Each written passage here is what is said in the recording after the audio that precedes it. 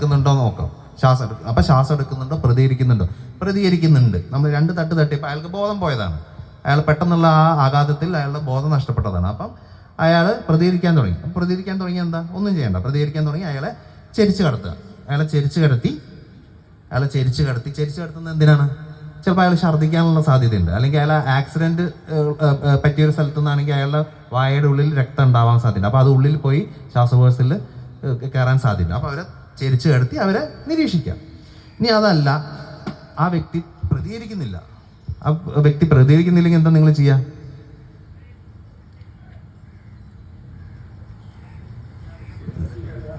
Sir ആദ്യം തുടങ്ങി. അപ്പൊ നിങ്ങൾ ഒറ്റയ്ക്കുള്ളൂ, വേറെ ആരുമില്ല. അപ്പൊ നമ്മൾ ഹെൽപ്പിന് വിളിക്കണ്ടേ? നിങ്ങൾ സഹായത്തിന് വേണ്ടി ആദ്യം ഹെൽപ്പിന് വേണ്ടിയിട്ട് ശബ്ദിക്കണം. വേറെ ആരെങ്കിലും നിങ്ങൾക്ക് ഒറ്റയ്ക്ക് ചിലപ്പോൾ സാധിക്കില്ല അത് ചെയ്യാൻ. അപ്പോൾ ഹെൽപ്പിന് വേണ്ടി ആദ്യം വിളിക്കണം. അതുപോലെ നിങ്ങളുടെ കയ്യിൽ മൊബൈൽ ഉണ്ടെങ്കിൽ നിങ്ങൾക്ക് എമർജൻസി നമ്പർ 108 അല്ലെങ്കിൽ എമർജൻസി ആംബുലൻസ് നമ്പർ എന്തുണ്ടെങ്കിൽ നിങ്ങൾ അതിൽ കോൾ ചെയ്തിട്ട് നിങ്ങൾ ആ ഫോണ് ലൗഡ് സ്പീക്കറിൽ ഇട്ട് വെക്കുക. നിങ്ങൾ ആ ഫോണിൽ സംസാരിക്കാൻ നിൽക്കരുത്, സമയം കളയരുത്. അത് ലൗഡ് സ്പീക്കറിൽ ഇട്ട് വെച്ചിട്ട് നിങ്ങൾ പറയേണ്ട കാര്യങ്ങൾ എന്താ, എവിടെയാണ് ഇത് സംഭവിച്ചത്, ആർക്കാണ് സംഭവിച്ചത്, ആ വ്യക്തിയുടെ അവസ്ഥ എന്താണെന്ന് നിങ്ങൾ വിവരിക്കുക.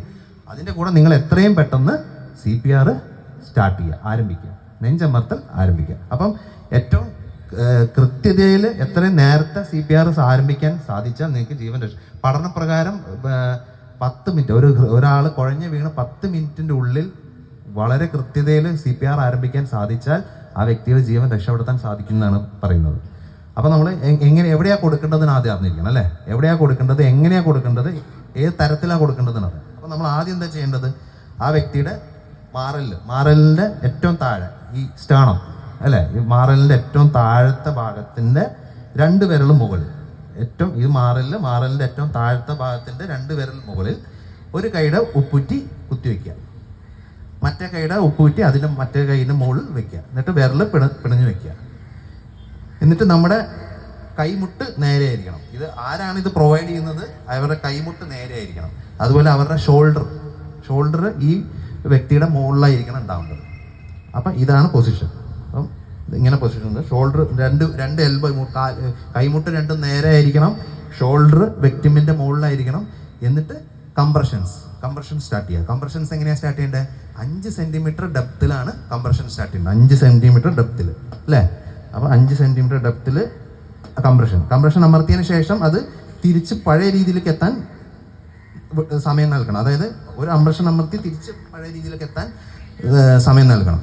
അങ്ങനെ ആ രീതിയിൽ 120 കംപ്രഷൻസ് പെർ മിനിറ്റ്, ഒരു മിനിറ്റിൽ 120 കംപ്രഷൻസ് എന്ന വേഗത്തിൽ നമ്മൾ കംപ്രഷൻസ് നൽകണം. അപ്പോൾ എത്ര കംപ്രഷൻസ് നൽകണം? 30 കംപ്രഷൻസ് നൽകണം. 30 കംപ്രഷൻസ്. അപ്പം നമ്മൾ എന്ത് ചെയ്യണം?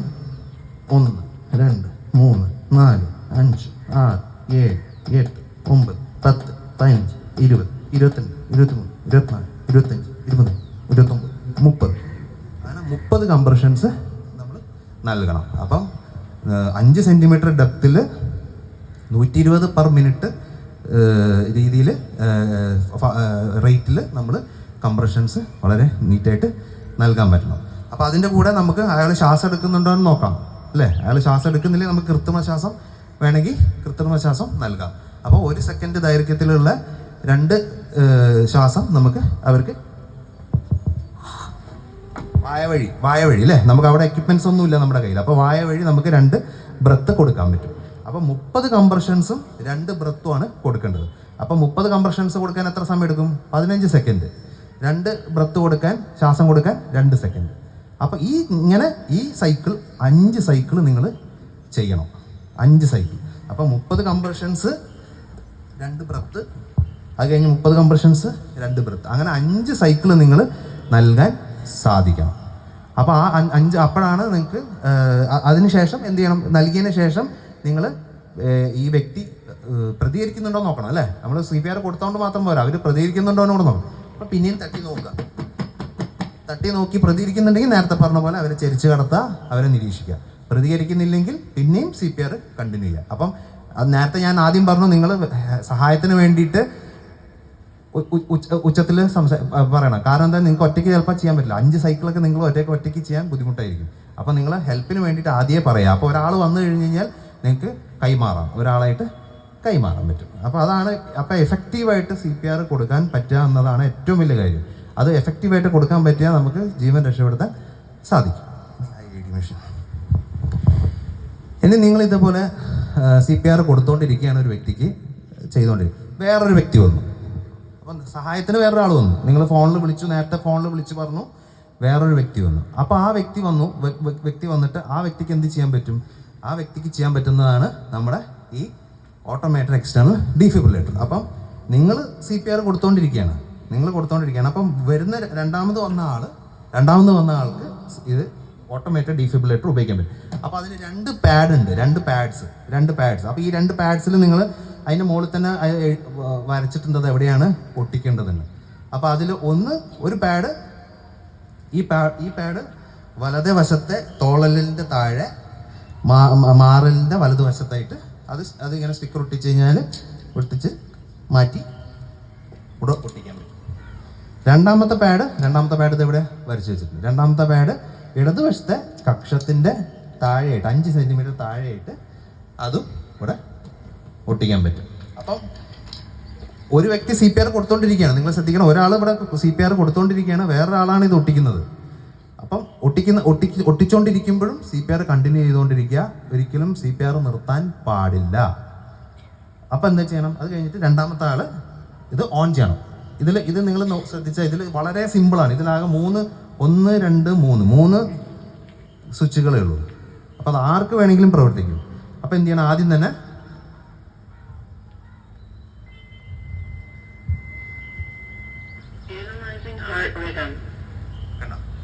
അപ്പോൾ അതിനകത്ത്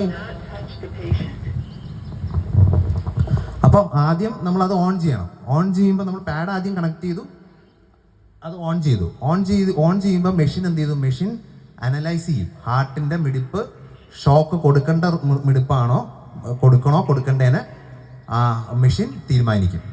അപ്പം ആ സമയത്ത് മെഷീൻ അനലൈസ് ചെയ്യണ സമയത്ത് നമ്മൾ പേഷ്യൻറ്റിനെ തൊടാൻ പാടില്ല.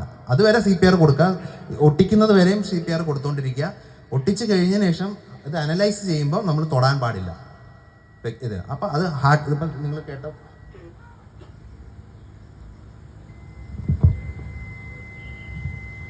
Analyzing heart rhythm. Heart rhythm analyze ചെയ്യുക. Do not touch the patient. Shock advised. Shock കൊടുക്കുക.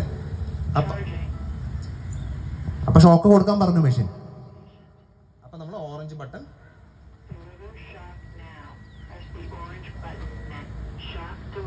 ഷോക്ക് ഡെലിവേർഡ്, ഇത്രയേ ഉള്ളൂ CPR. അപ്പം ഇത് ഷോക്ക് കൊടുത്ത ഉടനെ നമ്മൾ CPR പിന്നെയും കണ്ടിന്യൂ ചെയ്യുക. അപ്പോൾ വളരെ സിമ്പിളാണ്. നമ്മൾ ആദ്യം പാഡ് കണക്ട് ചെയ്തുകൊണ്ടിരിക്കുന്ന സമയത്ത് തന്നെ CPR കണ്ടിന്യൂ ചെയ്തുകൊണ്ടിരിക്കുക. അതിനുശേഷം ഓൺ ചെയ്യുക. ബട്ടൺ ഓൺ ചെയ്യുമ്പം അനലൈസ് ചെയ്യും. ഈ മെഷീൻ ഹാർട്ടിൻ്റെ മിടിപ്പ് അനലൈസ് ചെയ്യും. അനലൈസ് ചെയ്യുന്ന സമയത്ത് നമ്മൾ തൊടാൻ പാടില്ല, പേഷ്യൻറ്റിനെ തൊടാൻ പാടില്ല. അനലൈസ് ചെയ്തിട്ട് പറയും അത് ഷോക്ക് കൊടുക്കേണ്ടതാണോ കൊടുക്കേണ്ടതല്ലേന്ന്. ഷോക്ക് കൊടുക്കേണ്ടതാണെങ്കിൽ മെഷീൻ പറയും ഷോക്ക് കൊടുക്കൂ എന്ന് പറയുമ്പോൾ നമ്മൾ ഈ ഓറഞ്ച് ബട്ടൺ അമർത്താം. അപ്പം അത് തന്നെ മെഷീൻ ഷോക്ക് കൊടുക്കും. ഷോക്ക് കൊടുത്തതിന് ശേഷം എന്ത് ചെയ്യണം? നമ്മൾ CPR കണ്ടിന്യൂ ചെയ്യണം. ഈ മെഷീൻ ഈ പാഡ്സ് കണക്ട് ചെയ്തിരിക്കുന്ന സമയം വരെ എന്തുണ്ടാവും? അത് അനലൈസ് ചെയ്തുകൊണ്ടേയിരിക്കും.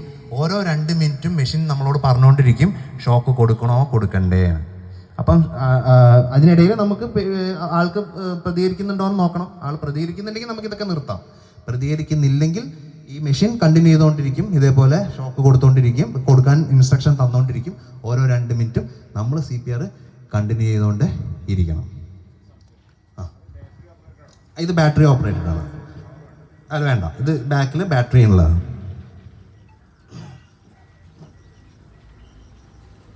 അപ്പം എന്തുകൊണ്ട് ഇതിൻ്റെ എന്താ പറയുക, ഇതിൻ്റെ അത്യാവശ്യം എന്താണെന്ന് പറഞ്ഞാൽ ഞാൻ നേരത്തെ പറഞ്ഞ പോലെ ഹൃദയസ്തംഭനം ഉണ്ടാവുന്നതിൽ 90% കാരണം ഹാർട്ടിൻ്റെ മിടിപ്പിൽ ഉണ്ടാവുന്ന വ്യത്യാസമാണ്.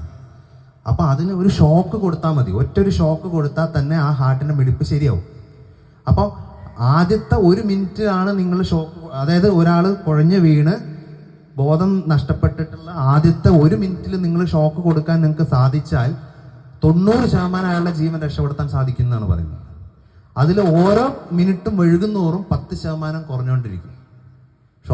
ആളെ ജീവൻ രക്ഷപ്പെടുത്താനുള്ള. അപ്പം ഒരു സിംഗിൾ ഷോക്ക് കൊടുക്കാനുള്ള കാര്യമേ ഉള്ളൂ. അപ്പം ഇതിന് നിങ്ങൾ വൈദ്യസഹായം, മെഡിക്കൽ ആൾക്കാരുടെ സഹായം വേണ്ട. സാധാരണ എന്താ ഉണ്ടാവുക, സാധാരണ എങ്ങനെയാണ് ഉണ്ടാവുക എന്ന് വെച്ചാൽ നമ്മൾ ആംബുലൻസ് വരാൻ വേണ്ടി കാത്തിക്കണം അല്ലേ. ഷോക്ക് കൊടുക്കണമെങ്കിൽ നമ്മൾ സിനിമ കണ്ട പോലത്തെ ഡീഫിബ്രിലേറ്റർ ഉപയോഗിച്ചിട്ട് ഷോക്ക് കൊടുക്കണമെങ്കിൽ വൈദ്യസഹായം, ആംബുലൻസ് വരണം, അവർ വരണം. അതിന് ഈ പറഞ്ഞ പോലെ കണക്ഷൻ വേണം, ആളെ ആംബുലൻസിലേക്ക് മാറ്റണം, എന്നിട്ട് വേണം ഷോക്ക്. ആ സമയം നമുക്ക് നഷ്ടപ്പെടുകയാണ്, അത്രയും സമയം നഷ്ടപ്പെടുകയാണ്. ഇത് അത്രയും സമയം നഷ്ടപ്പെടുന്നില്ല. അതുകൂടാതെ തന്നെ ഇത് നിങ്ങൾക്ക് ആർക്ക് വേണമെങ്കിലും ഇത് ചെയ്യാനും സാധിക്കും. അപ്പം അതാണ് ഓട്ടോമേറ്റഡ് എക്സ്റ്റേണൽ ഡീഫിബ്രിലേറ്ററിൻ്റെ ഉപയോഗം. അപ്പോൾ ഇത് നിങ്ങൾക്ക് എല്ലാ സ്ഥലങ്ങളിലും, ഇത് എല്ലാ പബ്ലിക് സ്പേസസിലും നിങ്ങൾക്ക് കാണുന്നതാണ്. ഇത് നിങ്ങൾ എയർപോർട്ടിൽ പോയാൽ, നമ്മളിപ്പോൾ കാലിക്കറ്റ് എയർപോർട്ടിൽ പോയാൽ അതവിടെ ചില്ലിട്ട് നല്ല ഭംഗിയിൽ വെച്ചിട്ടുണ്ട്. അപ്പോൾ ചില്ലിട്ട് വെച്ചിട്ട് കാര്യമില്ല അല്ലേ, അത് ഉപയോഗിക്കാൻ അറിയണം. അപ്പോൾ അതാണ് അതിൻ്റെ അത്യാവശ്യം. അത് നമ്മൾ അറിഞ്ഞിരിക്കണം ഇതെങ്ങനെ ഉപയോഗിക്കണം. അപ്പം CPR കൊടുക്കാനും ഓട്ടോമാറ്റിക് എക്സ്റ്റേണൽ ഡീഫിബ്രിലേറ്റർ ഉപയോഗിക്കാനുള്ള അറിവ് നമുക്ക് എല്ലാവർക്കും ഉണ്ടായിരിക്കണം. എന്നാലേ മാത്രമേ നമുക്ക് ഇപ്പോൾ ഈ വർഷത്തെ വേൾഡ് ഹെൽത്ത് ഡേയുടെ തീം എന്ന രീതിയിൽ ആരോഗ്യത്തിനായി ഒരുമിച്ച് നിൽക്കണം. എല്ലാവരും ഒരുമിച്ച് നിന്നാൽ മാത്രമേ നമുക്ക് ആരോഗ്യം മുന്നോട്ട് കൊണ്ടുപോകാൻ പറ്റുള്ളൂ. അപ്പോൾ ഡെമോ ചെയ്യാം, രണ്ടുപേരും ഡെമോ ചെയ്താലോ? അല്ല, ഒരു സംശയം ചോദിക്കട്ടെ.